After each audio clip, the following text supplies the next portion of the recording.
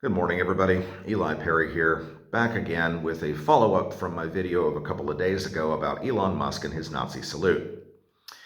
Since that video went live, I've had a couple of interactions with people who have, pretty predictably, in their words, if not in their persons, made statements to the effect that I got it wrong, that Elon Musk did not make a Nazi salute and was not therefore a Nazi.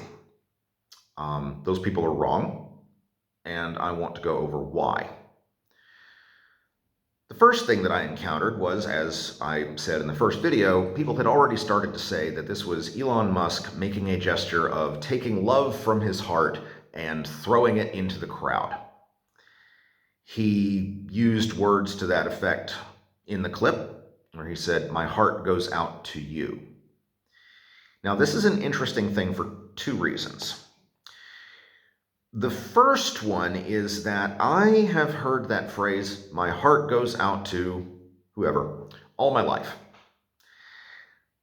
But I've never heard it used as a congratulation or as something used to express love in a happy context. "My heart goes out to" is a phrase that I've heard at funerals. I've heard it when someone's pet died. I've heard it when someone's child became terminally ill. I've heard it a lot from friends and family since Putin escalated his invasion of Ukraine. That phrase is not a congratulation. It's a condolence. The other thing is, about 24 hours ago, a new video came to my attention. I'll include a link in the description. It's of Elon Musk at a Tesla shareholders meeting sometime in the last couple of years. And at this meeting, Elon Musk, with a microphone in his right hand, makes the hand heart that we're all sort of familiar with, puts it over his heart, gives it a couple little taps, and using both hands, throws love into the crowd of adoring shareholders. You know, Elon Musk is not known for his good choice of words. He's known for being somewhat socially awkward. So maybe he did accidentally misuse a condolence as a congratulation. But I don't think there's any room to argue that he meant to do this and actually gave the Nazi salute. That's a bullshit argument. Second argument that I was presented with was a series of still photographs of various Democratic political people with their right arms extended in what appeared to be a fascist salute. All right, well and good. I asked the person who presented me with this to show me the video of these incidents. None was forthcoming. So I tracked down the video myself. I was able to find video of 2 of the 5 pictured speeches. And it's the funniest thing. None of those people gave the Nazi salute. None of those people thumped their chests and then extended their right arms at a roughly 45-degree up and out angle from their bodies.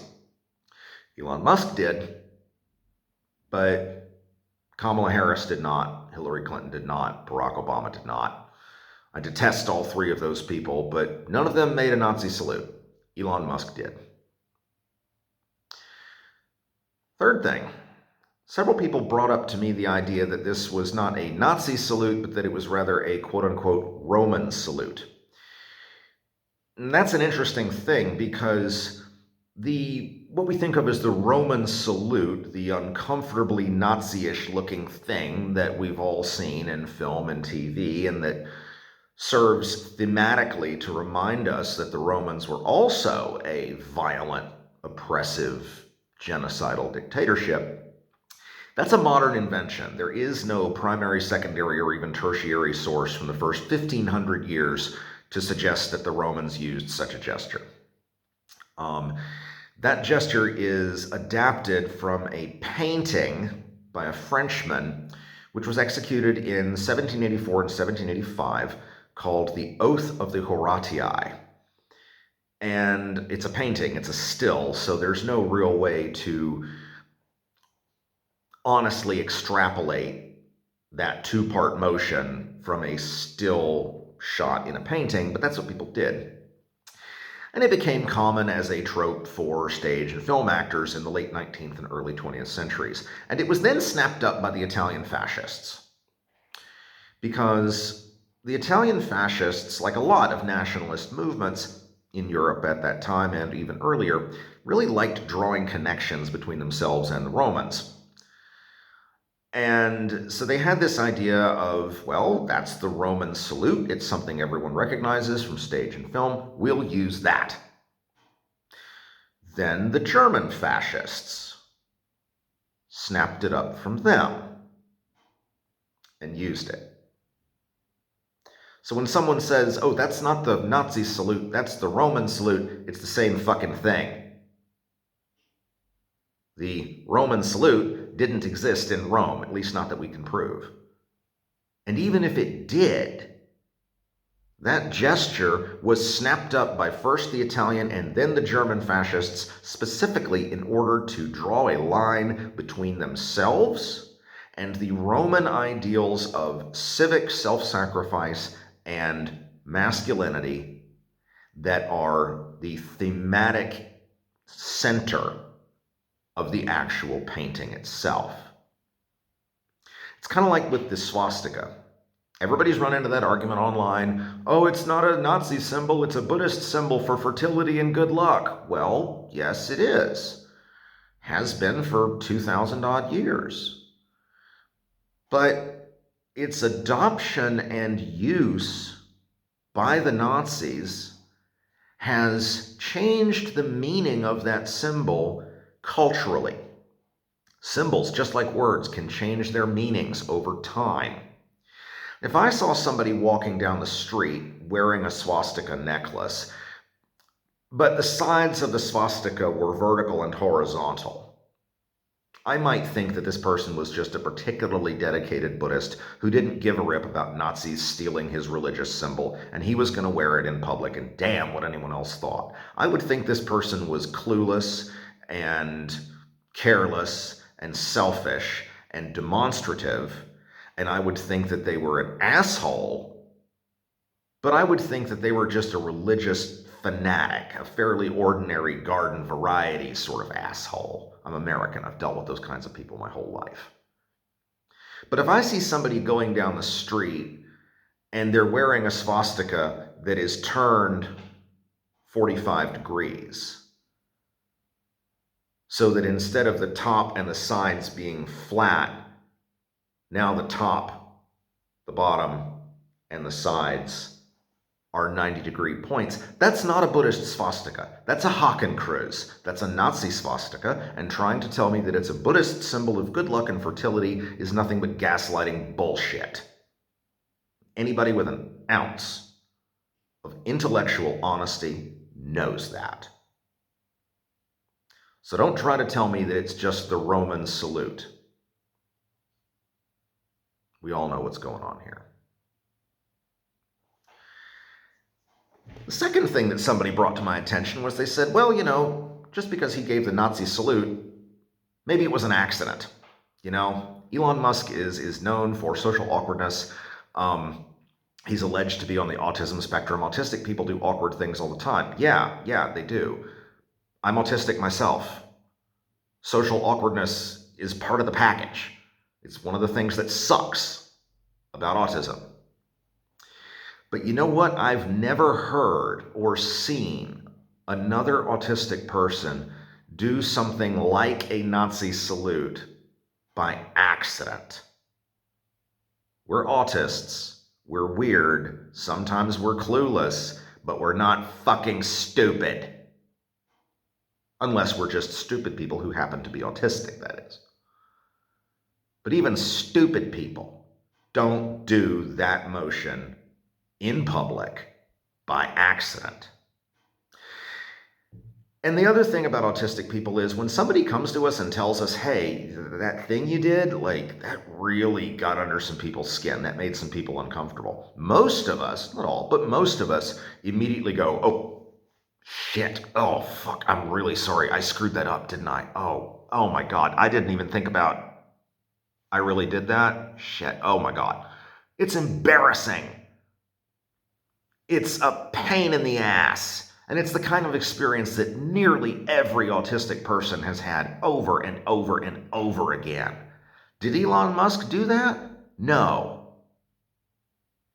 He immediately complained on Twitter about how everyone's so thin skinned these days and about how calling people Nazis just because you disagree with them is a bunch of bullshit. I'm paraphrasing here, of course. But yeah, classic abusive parent trick. I didn't say something offensive. I didn't make a threat. You're just too sensitive and weak. Yeah. Any of y'all out there who've remembered that from your childhoods or from a boss or from a teacher, you know what that's like. They take your reaction to the bad thing they did, they turn it around on you. So the problem isn't what they said or what they did. The problem is you being so weak and thin-skinned and having such an over-the-top reaction to it. Иди нахуй. And some people have said to me, okay, if that's what happened, that's what happened. But it still doesn't make him a Nazi. I mean, non-Nazis can use that salute to make a point, right? I mean, I've had teachers who did that. They used that salute in order to make a point about how sudden and shocking the descent of authoritarianism can be. And they used it because that symbol, that gesture is universally understood. Everybody knows what the fuck that is.